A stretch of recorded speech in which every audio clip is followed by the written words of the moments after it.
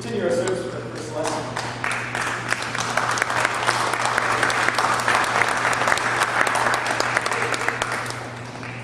We are praising God for the gifts that He has given, and it's good to praise God. Our first lesson, we see what was just talking about, and we see the words that have been our focus for today.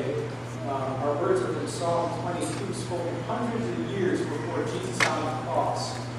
Yet is a picture of what we're considering today. Please follow along as we read from Psalm 22.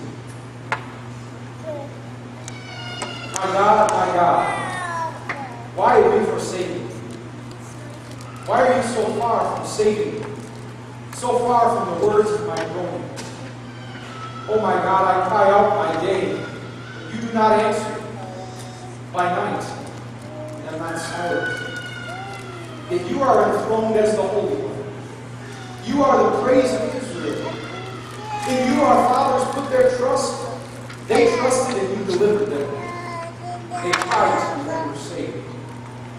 In you they trusted and were not disappointed. But I am the Lord and not a man, scorned by men and despised by the people. All who see me mock me. They hurl insults, shaking their heads. He trusts in the Lord, let the Lord rescue him. Let him deliver him since he delights. This is the word of our God. We continue with our next choir selection.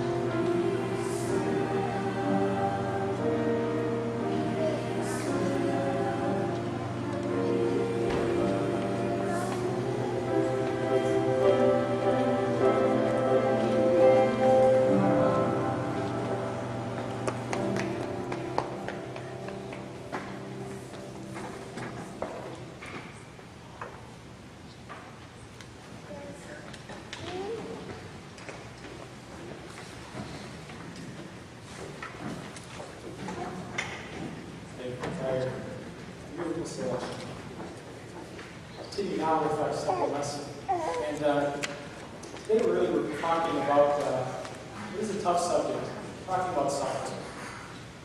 And it's good to get a landscape or our bearings on suffering. That the source of our suffering, the source of evil and hurt in this world does not come from God. God is the author of all that is good, as we see in our second lesson.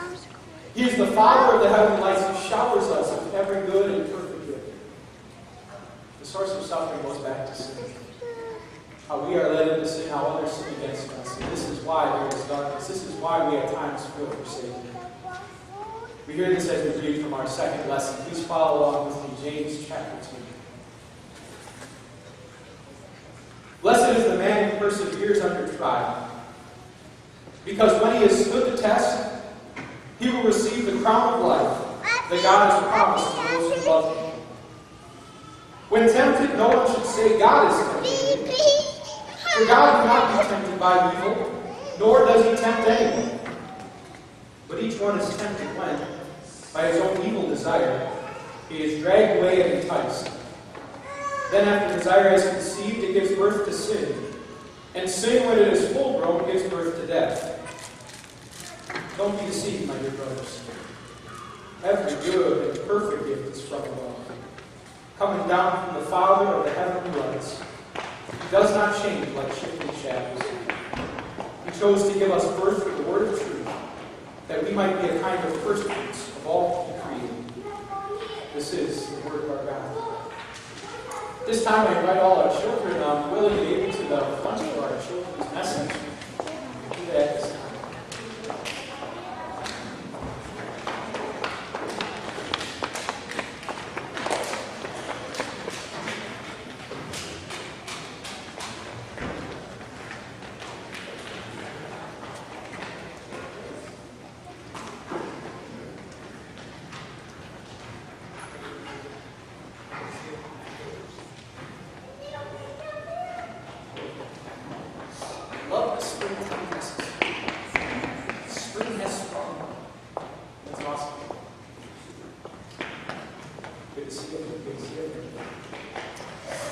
I have a question for everyone this morning. You ready for it? Wanted to know how many of you, raise your hand if you are afraid of the dark. Afraid of the dark. Anyone? Yeah. I want to let you know, I'll confess that when I was your age, I was afraid of the dark. I didn't know it was under the bed, I didn't know it was in the closet. These things made me afraid. And I have passed on this trait, this fear of the dark, to my children. And they are now afraid of things that might be in the dark. But you know what we counteract in the dark? You know what helps us counteract this fear? Brought it with me today. Anyone know what this is? A nightlight. How many of you have a nightlight in their rooms? Raise your hand. Cool. This is an awesome princess nightlight. And it's not so much the princesses that get the comfort, but the fact that there is some light in the darkness. That my children's rooms aren't completely dark. They know what's in the room. They know what might be in the closet. They can see something. I bring this up because do you know sometimes our lives get a bit dark? And here's what I mean. Have you ever had a bad day? No. All right. Good. Keep it that way. But if a bad day comes, and sometimes they do, this is what it's like. It's like when people don't treat us very nicely. They didn't call us a good name. They didn't share with us. The teacher didn't like what we worked on. All these things happen, and it's a bummer, and it gets dark. People fail to love us, and in fact, sometimes we fail to love others. This brings hurt. It brings sadness. It brings tears. You know, there is something that shines through our darkness, even when we have these tough, bad days. And it's not this nightlight. You know what shines through the darkness of our lives? God. Our Savior, Jesus Christ. He is the light no matter how bad it gets, because we're reminded that He's loved us more than anyone. Even if everyone seems not to love us, He does. And He proved it by giving His life. By taking care of sin, forgiving it once for all, and by assuring us there is light no matter how dark it gets, because He is not going to leave us. That light is always on. This is the joy of Jesus. Let's pray. Heavenly Father, when it gets dark in our lives and a tough day comes, let us know that you are with us, and that you are good, and that you love us. Pray this all in Jesus' name. Amen. Thank you very much. You got it?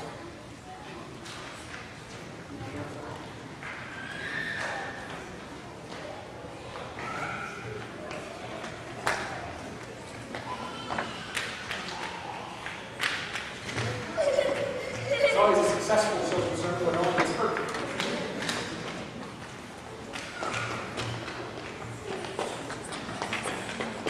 At this time, we have a program for our toddlers ages 1 through 5. It's located in the nursery at We Worship.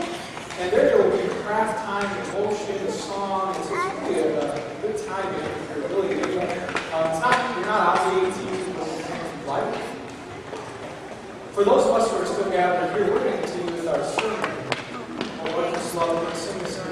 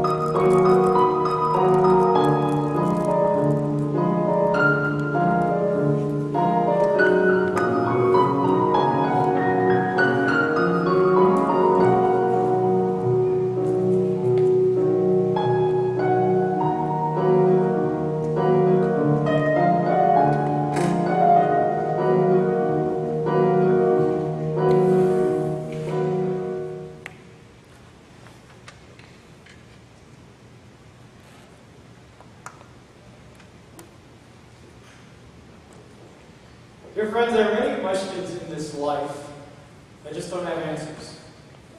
And I came across some of these questions without answers this past week. In fact, I thought I'd share about 4 of these questions with you, if that's okay. To start us off, here's number 4. In France, do people ask for toast and get French toast, or do they ask for American toast? It's kind of silly. I don't know if anyone knows. Okay, all right. Next one. How about this one? For all you cartoon lovers. If Wile E. Coyote had enough money to buy all that Acme stuff, why didn't he just buy dinner? The Roadrunner just tastes like good. Number 2. Who was the first person to look at a cow and say, I think I'll squeeze these dangly things here and drink whatever comes out? I love that one. I bet you they're in German. Final one. Why is it people say they slept like a baby when babies wake up like every 2 hours? Right? Your parents, that doesn't make any sense. Questions without answers. You know, but I bring this up and I introduce it this way because I believe, let's transition a little bit from the humorous to the more serious, that there are questions we have that don't have simple answers. There are times in our life that go certain ways that we don't have a sufficient answer. For example, again, this is more serious. Why is it a couple whose one dream is to have a child find that they're unable to conceive after marriage? Why is it that 2 people who have such a good relationship and vow to love each other, when they get married, they crush each other and it ends in divorce? Why is it that God allows certain pains into our lives? What is the purpose? Questions without answers. We're in this series called Red Letter Day, focusing on the words Jesus spoke the day he died. And what you need to know, as I need to know, if you've ever asked why or were ever confused because life didn't seem to have the answers and God didn't either, you need to know that Jesus, your Savior, He asked why too. He didn't understand it all. You want to see what I'm talking about? Look again now with me to our lesson. It's recorded in Matthew chapter 27. Follow along with me. From the 6th hour until the 9th hour, darkness came over all the land. About the 9th hour, Jesus cried out in a loud voice, Eloi, Eloi, lama sabachthani, which means, my God, why have you forsaken me? When some of those standing there heard this, they said, He's calling Elijah. Immediately, one of them ran and got a sponge. He filled it with wine and vinegar, put it on a stick, and offered it to Jesus to drink. The rest said, Now leave him alone. Let's see if Elijah comes to save him. This is the word of our God. You heard him ask the question, right? Why have you forsaken me? You and I are going to learn a lot from that today as we discuss the 5 lives. To continue, I wanted to ask, have you ever met someone who had all the answers? Ever met someone who had all the answers? I grew up in a household where my dad was this way, and it would amaze me, especially at a young age. He knew history dates. It didn't matter whether it was religious or U.S. history, what president lived when. He knew the languages I was studying. Greek, Hebrew, German. He always knew the phrases, always up to date. Being a pastor, he had all the religious questions that I wanted figured out. And I don't know, I believe he probably was there when Einstein came up with the theory of relativity. He probably knows how he got to E equals mc squared. He's one of those type of people. You ever met him? Are there any teachers at your school kind of like that? They have all the answers. I say this because I look to Jesus, and He's the master teacher, isn't He? He's the one who unlocks the way to salvation. He's the one who's taught us so much about how to live for God and what He wants, and that He wants our hearts. He's the one who at creation understood and saw the very mysteries of our universe. And yet I turn to our lesson and we see Jesus, the master teacher, doesn't know. Jesus, the master teacher, asks why? Let's consider this and the events that led up to this question. Jesus had just gone through a huge period of darkness. Look again at verse 45 with me. 45 says, "From the 6th hour until the 9th hour, darkness came over the land." Now, we don't keep time this way. If you want to know the 6th hour, that's actually 12 noon. And the 9th hour, that's actually 3 o'clock. If you know anything about the day, 12 noon is when the sun should be the highest and it should shine the brightest. And yet Jesus' world goes dark. I believe this darkness is a picture of what was happening in his life, how darkness had reigned in those hours of his passion. I believe the darkness is a picture of the disciples' hearts. One who betrayed him, one who denied him, the others who deserted him. The darkness is a picture of the Pharisees' hate as they lied to convict him, as they screamed to get him killed, and as they mocked him while he was dying. Darkness is a picture of the pain Jesus endured, as his flesh became ribbons through flogging, as a crown of thorns would pierce his head, as his hands and feet were nailed to the cross. But all of this darkness, Jesus seemed to endure just fine. All of this darkness didn't make him cry out. It was fulfilled in the words of Isaiah, like a lamb before her shears is silent, so he didn't open his mouth, and he seemed to handle that darkness okay. But there was one darkness he could not handle. And that was coldness from a loving Father. He couldn't handle his Father not being there. And so you look at the words he says, and he says in verse 46, I invite you to look there with me. He says, "My God, my God." Now, if you were here a couple weeks ago, do you remember what he used to call God? He used to call him Father. But here he feels the darkness. God is turned impersonal. My God, why have you forsaken me? Jesus' world got so dark that according to his humanity, he didn't understand. Let's step away from the text and talk about our own lives for just a bit. What you need to know, and what the Bible makes clear, is that you will experience periods of darkness. Jesus said very clearly, in this world you're going to have trouble. Jesus said in his Sermon on the Mount with a picture of two builders, and storms came to both houses, a picture of that darkness. And so you will feel it, maybe as teens, because you're not in with the cool crowd. You don't have what they have, the gifts they have, on the teams they're on. But feel it as you get married. So the relationship isn't what you want it to be, or as you deal with a miscarriage or another disappointment. Will happen in any stage of life, whether it's health issues, financial issues. Your world will turn dark at one time or another. And this is a takeaway. Are you ready? This is something you and I need to understand when the world goes dark. We have to understand that we're not always going to understand. We have to understand that we're not always going to understand, and you can't turn towards Dad who knows it all, or that teacher, because they're not going to have the answer. And unfortunately, you can't turn to a pastor. And I tell you, I would share the answer if I only knew it. I would give it to you gladly.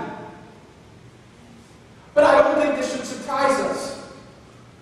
Because if Jesus, the Son of God, did not understand when his world turned dark, how much less will we? How much less will we?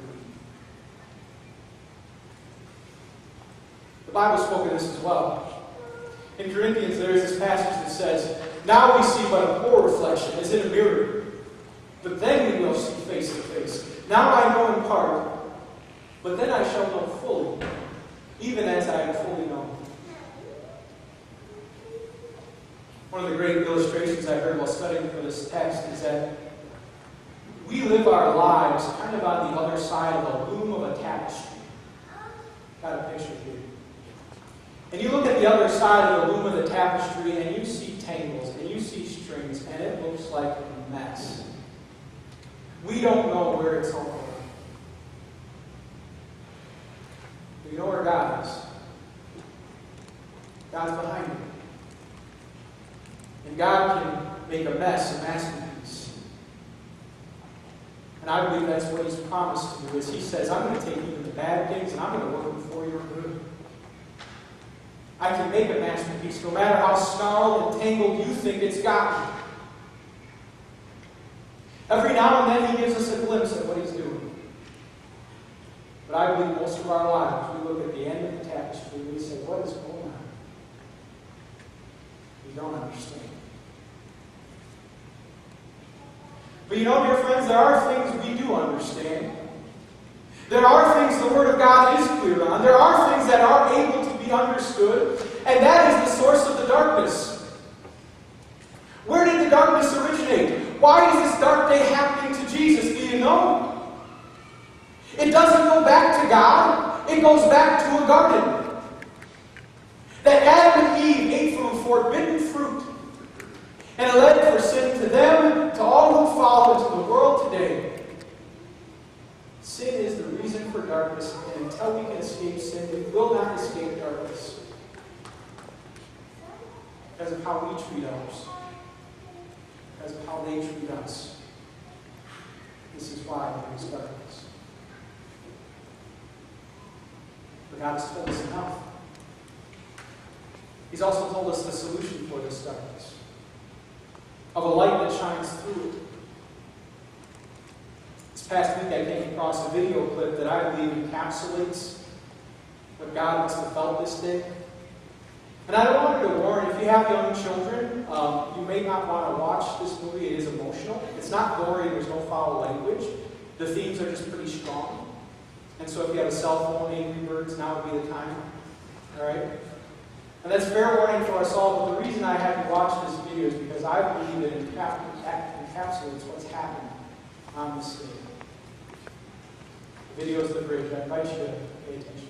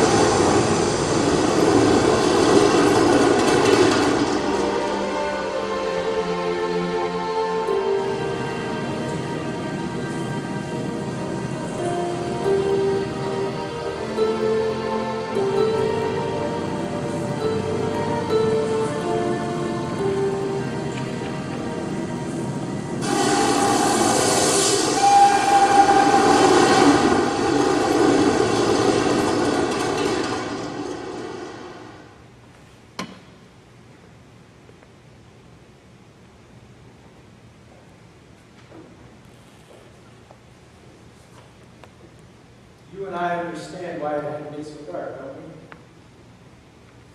And how the son must have asked, "Did my father just really pull a lever? He just do that?" And something we haven't considered is the father's sacrifice. And how dark it grew for the dad as he just had to abandon his son. We know why. It grew so dark so that light could shine through. And Corinthians makes this clear. In Corinthians it says, God made him who had no sin to be sin for us, so that in him we might become the righteousness of God. Jesus would have to bear all of sin's darkness and the curse of sin upon himself, so that we could cross through on the other side, so that we could know the light and the goodness of a God who's given everything for us, so that he could forgive us and make us his. This is the sacrifice. This is the scope. This is the darkness of the day, but the light in our hearts. That God loved us enough to do that. And to turn his face away. So that he can make us wretches, his treasure. This is God. God knows darkness. And so we have a different truth to understand when our world turns dark. And that truth is this, that when we don't understand, please focus on what you do understand. Because there's a lot that we can understand. Clearly seen in Mark is this, that no one is good except God alone. And you know of God's goodness, don't you? If you have anything in your life that is praiseworthy, anything that is lovely, anything that you enjoy doing, anything that makes you happy, it is God who has given it to you because he loves you and he wants to prove he is good. We know more about God. In Romans it says, if he is for us, who can be against us? Do you think a God who felt those heart pains cares about you? If God is willing to sacrifice that much, hasn't he proved his great love for you? I am here to tell you there is no one that has done more for you than our God. There is no one who sacrificed more, no one who's loved more, no one has been more unconditional than he has. He is for you. And then this one. He says, never will I leave you and never will I forsake you. And though he left Jesus, and though he forsake Jesus on the day it grew dark, he did this so that you could never be left and you could never be forsaken. And even though it gets dark, he'll always be there for you. God is good. That's the truth of the gospel and the beauty of Jesus. It's bittersweet, but it is lined with silver. Because God is that good. But no one loves like he loves. Please don't doubt that love. Or think that he's turned away. Or that he's evil or the author of sin. He is with you. And he is for you. And he is good. You want to know our position? Here it is, dear friends. As smart as we get in this country, as many degrees as you have, as old as you become, and as much life experience that you claim, you will always be in the position of a toddler or an infant going for shots. Any young parents remember that? A toddler or an infant going for shots. I remember it well. You say it's going to be good, this is alright. You bribe a child with stickers or candies. You get into the doctor's office and you ask him to lay down. And you tell him to stay still and you have a smile on your face. When the shot comes, there's pain, there's tears. And at this moment, you cannot explain the complexities of vaccination to a 1 or a 6-month-old. You're not going to talk about antibodies or the immune system at this point. You know what you're going to do? You're going to hold your child's hand. And you're going to cry with them. And you're going to remind them that you love them. And I want you to know there are so many questions without answers because the situation is more complex than we give it credit for. But it doesn't mean God has left us, and it doesn't mean that he isn't good. For when your world turns dark, he is like that perfect cries with you. And he says, I love you. Amen.